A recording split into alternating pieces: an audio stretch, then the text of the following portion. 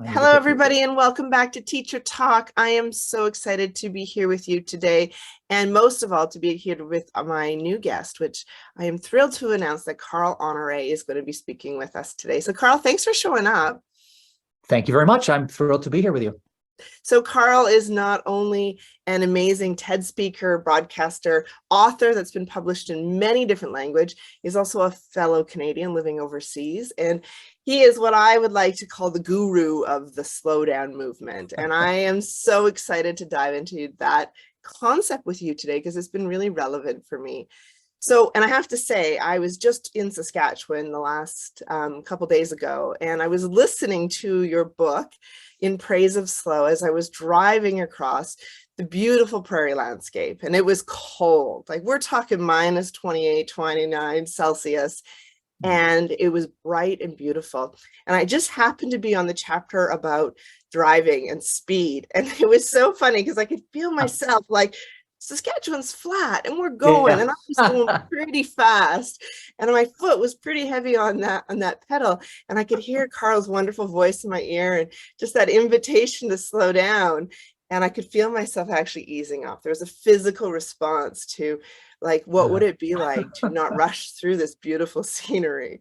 So thank you for being in my ear the last little while, and welcome here. Slowing down, this is a thing these days, isn't it? It is a big thing. I mean, it was, I think, before the pandemic, but the pandemic has really vaulted it right into the center of our thinking. Yeah. Because the pandemic, what was a pandemic? It was a global workshop in slowness, right? It was mandatory, it was forced upon us, but it still meant that a lot of us got a taste of a different rhythm, a different way of moving through the world, freedom from FOMO, and reconnecting with rituals, with slow moments, with sometimes just doing absolutely nothing at all and being okay with that. Yeah. And I think although the pandemic was a total nightmare, of course, it was a trauma for all of us in lots of different ways. I think the silver lining is that it gave people a taste of what a slower pace could mean for them. And that's why you see coming out of the pandemic, so many people making tectonic changes in their lives, whether it's moving to a different career, to a different city, or changing a relationship, whatever it is, because we had some time to do the existential homework, the deep thinking, the being alone with ourselves and our thoughts. And that allowed us to grapple with big questions like, who am I, right? Am I living the right life for me? Totally. And that's what one do of I the things love? slowness What do brings I you. need? These are such big questions. And yet they're really scary and really hard. Change has been, as you said, the pandemic was really challenging for so many people. And we got different tastes, and some of it was put upon us that we weren't ready for it. And those of us who were able to lean into it, really, like as you said, discovered a really different pace to life. You sort of define slow and fast a little bit more than just definitions. Can you talk us through what you mean by slow and what you mean by fast?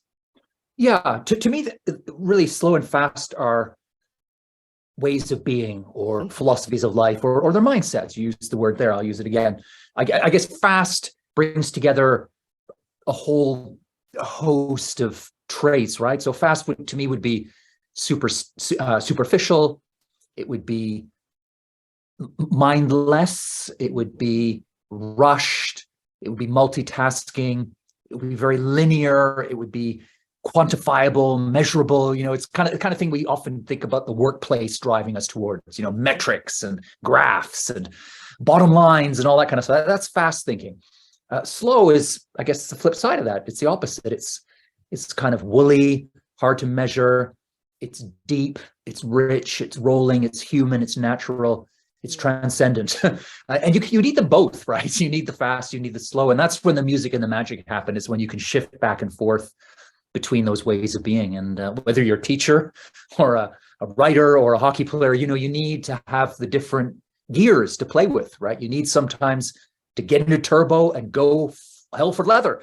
But other times you need to dial it down and have just a moment to look at the big picture, to let an idea percolate in the back of your mind.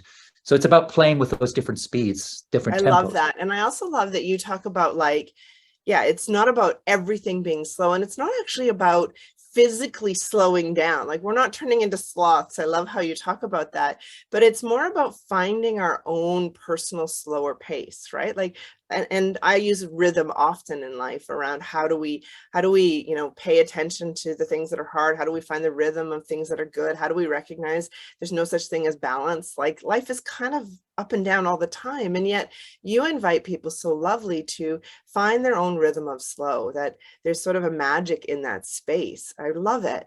How did you come to know this? Like, where did this originate for you? This concept of why did you need to slow down? Well, I really needed to slow down, going back to when I wrote my first book in praise of slow. And I realized that I just lost my compass. I'd lost my way when I started reading bedtime stories to my son. And I was just so fast, right? I mean, Mhm. my version of Snow White had three dwarfs. It was really not a good look. And we were always at loggerheads. And my son would say, what happened? Why are there only three doors? What happened to Grumpy? And it wasn't right. I could feel it was wrong, but I couldn't stop. And then I had a moment where I caught myself flirting with buying a book I'd heard about called The 1 Minute Bedtime Story. So Snow I White can in think 60 every seconds. parent can relate to that. We've all been there, right? We've all tried the multiple page turn technique, right? You Yeah. try and sneak four, it never works. And I just thought, a 1 minute story, I am racing through my life instead of living it. And that's when I just pushed pause and began to confront my own addiction to speed, but also ask the bigger question about how does that reflect itself in the world? Is it possible or even desirable to slow down? And so I traveled around and began investigating and came back with good news, which is it is possible to slow down, and it's very desirable, and more people are doing it. So Yeah. it always starts, I think, when people hit rock bottom. It's usually something very personal when you've got stuck in roadrunner mode and it's taking a horrendous toll on you. So often it'll be your body that sends a signal. You get sick, you can't get out of bed one morning. That's when the bill arrives on your doorstep, right, from your body.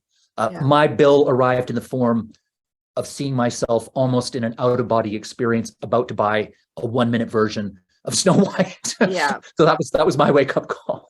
And I think you're right. And people are, and again, coming back to our post-pandemic and where the world is right now, and in education, healthcare, so many of these places, we're seeing this burnout. We're seeing these people hitting rock bottom.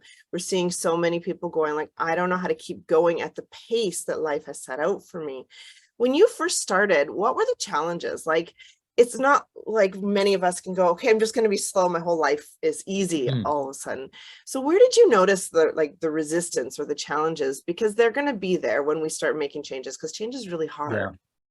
It is hard, and change is slow as well, right? I mean, this is one of the ironies, is that we're all so impatient. We even want to slow down fast, right? Yeah. I want the comma, the Dalai Lama, and I want it tomorrow morning. I mean, the obstacles are many, and some of them are powerful. I mean, I think the first one that I noticed right away and still grapple with now is just the cultural taboo against slowing down. That slow is it's a four-letter word. It's a dirty word in our culture. It's a byword for lazy, stupid, boring, unproductive, all those things nobody wants to be associated with. And I think what that taboo does is it means that even when we can feel in our bones that it would be good to put on the brakes and we're yearning to slow down, we don't do it because we feel ashamed or guilty. We're worried people will scorn us or laugh at us or cut us out of their social circle or drop us from that WhatsApp group, because slow just has the wrong vibe in a culture addicted to speed. So I think that's maybe the first obstacle for people. But let's be honest, there are other structural ones as well. If you're thinking about the educational world, the way that has changed in the last generation to pile so much pressure on teachers, especially, right, to be ticking boxes, filling out forms, cramming in more and more curriculum, right, in less and less time, removing slow moments from the school day, such as recess, art, drama, all that stuff, so that we can just cram more and more academic learning into kids younger and younger and then test them over and over again. All of this militates against slowness for any teacher. And I work a lot in schools around the world, so I see this up on the front lines. It is tough, but it's not impossible, because I've not yet been to a school where you cannot find at least some maneuvering room, some space in which to inject a bit of slowness for the teachers and the pupils, because of course the two things go hand in hand. Yeah.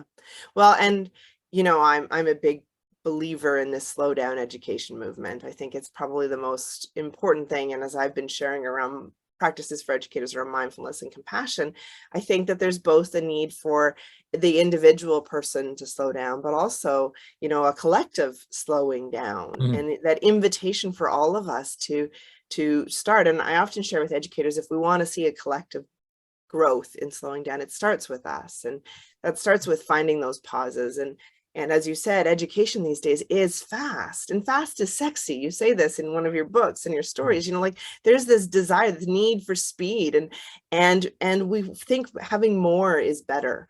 There's this, like, I have to, you know, scarcity mindset. If I just learn more and teach more and give more, and if I just make my lessons better, things will be better. And yet what we know around schools and education these days is kids can learn whatever they want, whenever they want now, right? Like learning has shifted so much that we don't need a talking head anymore. What we need from educators is a person. We need relationships, we need connections, because this is what kids aren't learning, is that ability to know what it's like to, you know, dysregulate and then find their calm again with an adult in the space. They need to know what it's like to be around humans that care about them. And so we forget that we think we're pressured to do curriculum and give more and meet all these levels of expectations in education. And yet the most important thing is just being present, right? Like it's just so beautiful for our kids. It is. I mean, those things you described there, people would call them soft skills. I think of them as slow skills, right? The ability to be still, to let an idea play in your mind, to listen, to argue and disagree respectfully, all that stuff that is just absolutely the cornerstone of citizenship, of a life well lived. And of course, that all starts in the classroom. You need to have all of that. I mean, I always think that we right across the culture, from the workplace to the classroom, we've inherited a kind of Victorian approach, which is command and control, right? So you've got, in the workplace, you've got the manager who tells you what to do, clocks you in, clocks you out. And a similar ethos prevails in many schools. And that's really, as you say, not the way forward. The way that children learn is much more fluid and messy and hard to contain in a little box than that. And it flourishes and blossoms when a teacher, rather than being a kind of barking drill sergeant, and I'm not saying that teachers who listen to this podcast are barking drill sergeants, but I think the model pushes us in that direction, right? Because you've got these very regimented days, we've got these regimented curriculum. There's so little room for humanity and for all the little slow moments in between. But if a teacher can become more like, say, Virgil leading Dante through like a guide or a coach or somebody alongside you who creates a space where thoughts can unfurl and ideas can collide and people can learn to be on their own and with others. That's really the magic of what the magic. I think teaching boils down. And let's be honest, that's what teachers get into it for. Nobody becomes a teacher so that they can spend, their afternoons and evenings marking worksheets, right? It's the other stuff, right? Totally. That's what we get into it for. I'm from a teaching family. Both my parents are teachers. I've taught myself. I know exactly why we get into teaching. It is not for the stuff that most of us are forced to do. Totally. So it's about putting the cart back, behind the horse instead of in front of it, I think. Yeah, we want those aha moments. We want those learning and the connections. Like, any educator that is in the business is, saying, I'm in it for the kids. Like, I love the connections.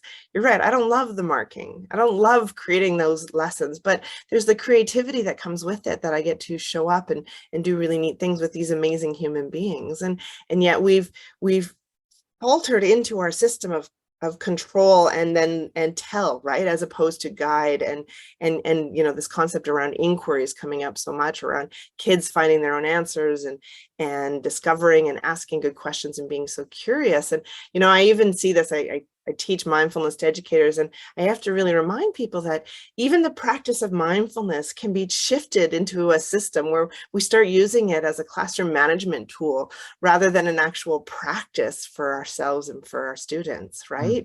If all of a sudden we're using it just to quiet our kids so we can teach them the next lesson, or to control them in a way so that we're listening, we're not giving them the insights of what truly it means to be present, to notice, to ask good questions. And so, I think there's this beautiful invitation, and this is why I think I gravitated to your work so much around slowing down. And it was something I had been doing in my own work. And yet this wonderful idea that what if all of us as educators could say, I get to show up and just be present. And yet we're seeing post-pandemic, the levels of burnout being so high, so challenging. As you said, it started with you having this moment of like, I need to show up as a dad for my kids.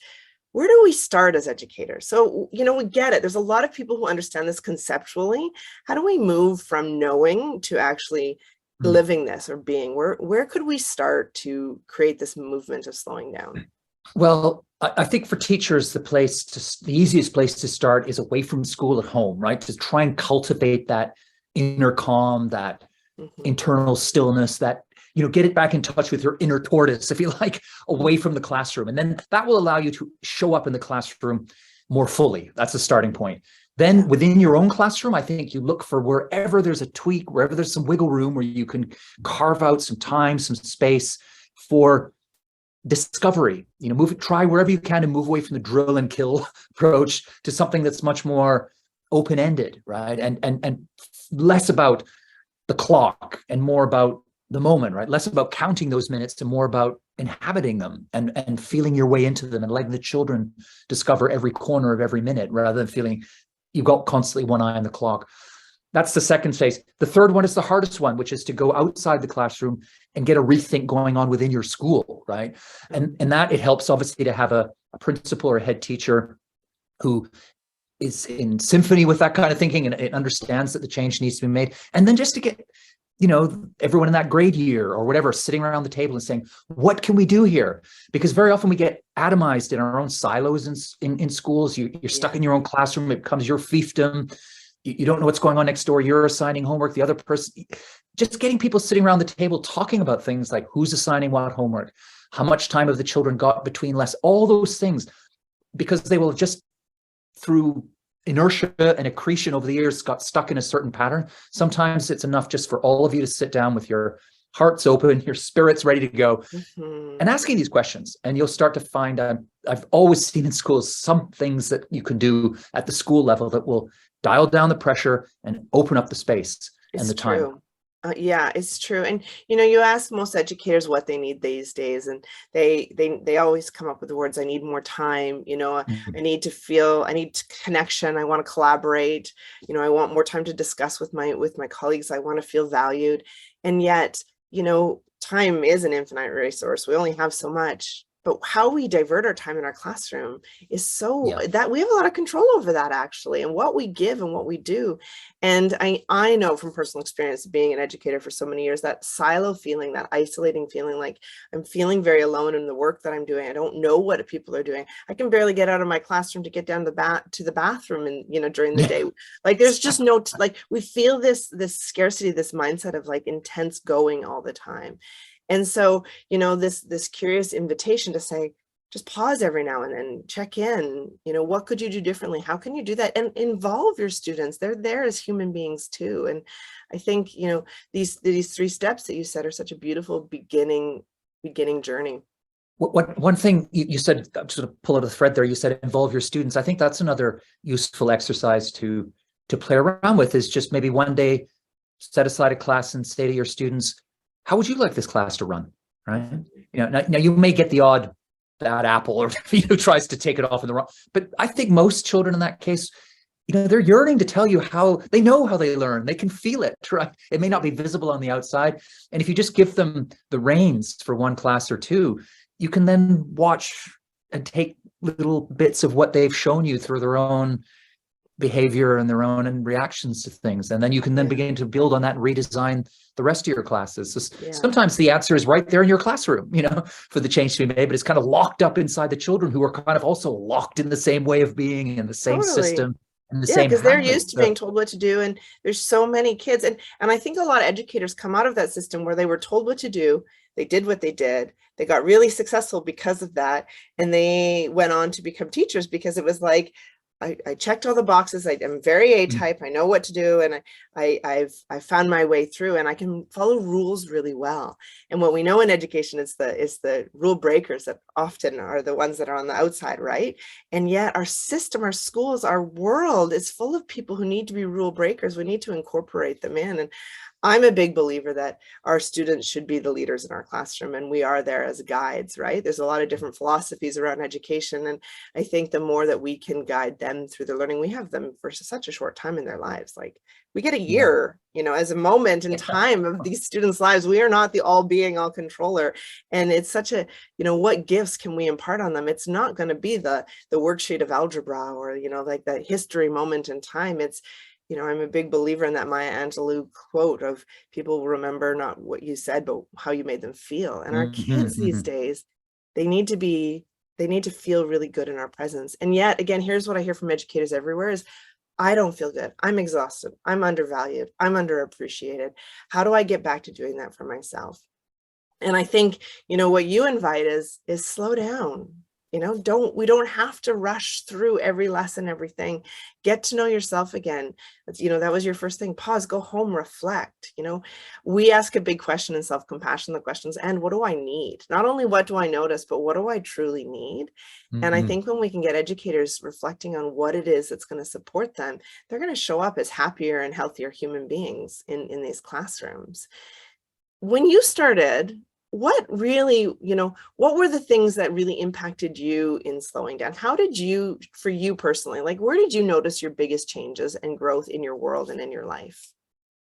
Well, the biggest gains, I think, the first I would say was definitely in my relationships, because, that's one thing you cannot accelerate is human relationships. You just, you can't make someone fall in love with you faster because you want to get married next month, right? It doesn't work that way. These things have a natural arc. And time, attention, presence, those are the things that make relationships flourish. And if you're racing through every moment of your day, you don't have any of those things.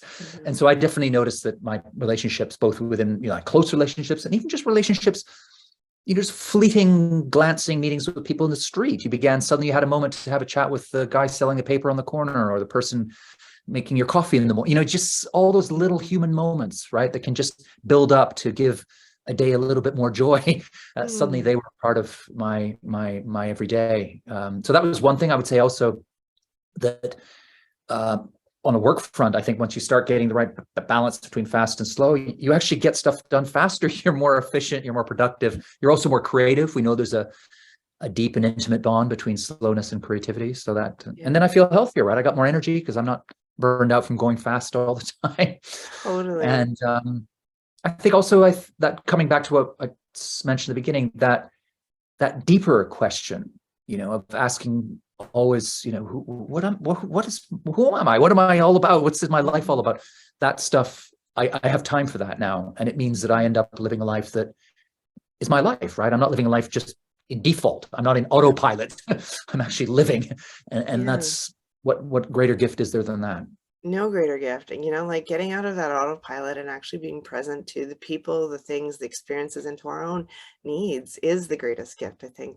Knowing what you believe in, what you stand for, and then being able to live that, and show up every day and do the work. And you show that. And I just want to thank you, because you really embody it. I see it. And then as I read it and I watch your work and I do your courses, I've been really pulled into how you've lived it. But I have a question for you, and you probably get this asked a lot. Does this mean you never go fast anymore? Like, because people probably think, oh, he's so slow and chill and easy. And there's a fear of that. So how do you find your fast? No, because I'm actually naturally a triple A type character. So I've got a lot of speed instinct in me, and I love speed, right? I love fast. I play hockey, good Canadian. I'm playing tonight, right? And I will be blowing down that wing as fast as possible. So I love a good bit of speed. I enjoy the buzz of a good deadline. I'm not sort of swinging in a hammock all day long. Just rolling from one siesta to the next. But the difference is now that I will have a siesta, which I never would have done in the past, right? But because I will take a break now, when it comes time for me to charge down the wing at full speed or get a deadline in on time, I've got the energy to do it. I've got the focus, right? So no, I love speed. But I have to say, you were talking about at the beginning about listening to my book while driving across the plains, the prairies of Saskatchewan. The one area where I still find it quite difficult to slow down is driving. That's the one where I really have to make a big conscious effort to stay. I haven't had I actually, when I was when I was in researching in praise of slow, I got a speeding ticket. But in my defense, I have not had one since then, right? So that says something. But the urge to go too fast, man, I feel it all the time. I get behind the car wheel all the time. Still. I love it. I love it. Well, and I think if the leader of the slow movement can still admit to going fast, I think that gives us a little bit of help, actually, a little bit of like support in knowing that it doesn't mean that you don't get to still, go through and live experiences and be fast. But probably what you start to acknowledge and notice is when you are going fast, there's an awareness of like, maybe I get to step back right now. Maybe I can take that siesta. It's that when we start to speed up, we notice in our body things change. Like there's an energy of vibration that can be really great. It can hit that deadline. It can help us in moments. But when it stays there and it doesn't feel good anymore, then we get to notice it and say, and how do I back down now? Like, where's my break? Like, how do I come out of this exploration? And I think that's the dance that you were talking about earlier, that opportunity to just find that ease and recognize that slow also is welcome. And as a globe, we get to change this mindset around slow being not so terrible. Like, let's actually invite it in more, right? What a beautiful way to be. It is a dance. That's exactly what it is. I often think of it that way, that life, when you talk about pace and rhythm, it's all about a dance. So sometimes you imagine a tango, sometimes you whisk across the floor, and other times you slow it right down. And then there are all those different tempos and rhythms and speeds and cadences to play with in between. So it's about, the musicians talk about the tempo giusto, right? The correct tempo for each piece of music. And that's kind of it. Sometimes you got to andante, sometimes you got allegro, you got lento, you got all these different tempos to play with them. Play with them. I love it. Well, speaking of dancing, many people who listen know that one of my favorite ways to de-stress and slow down at the end of a very long day is to have what I call kitchen dance parties. It's where I throw my tunes on, I make dinner. Sometimes I even grab my teenagers and make them dance around the kitchen with me. They groan and they moan, but they won't ever stop. They still love it. If you were to pick one guilty pleasure song that anytime it came on, you were like, I have to get up and dance, what would be your kitchen party dance song? I'm a huge dancer and I love dancing, and I dance in my kitchen often. Picking one song's tricky though, but I think it would have to be from ABBA. I'm a huge ABBA fan, right? I love it. So take your pick, man. What would it be? I mean, maybe Dancing Queen, or let's go with Dancing Queen. That's the kind of epic, busted out on the floor too, isn't it? Yeah. Totally. It's such a good one. And you're right. You hear Dancing Queen, you cannot walk onto a dance floor. I don't care where you are in the world. And I've been there, I've traveled the world, and anytime you hear ABBA, it's like, where's the dance stage? Put me on it. We've got to get my groove on. And everybody else follows you, right? Nobody can sit on the sidelines nursing a drink when ABBA's on, right? No. It fills the floor, right? It totally does. Oh, well, thank you. I hope that one day we can meet and have a good dance party to ABBA together at some point. And I'm so grateful for your time today and for helping us all understand why the slow movement is so important, especially in education. I cannot wait for future connections with you, and keep doing this amazing work, because it's creating the ripples across education, across so many different platforms. I'm so grateful for you. Thank you very much, Lisa. It's been a pleasure chatting, and thanks to all your audience for listening.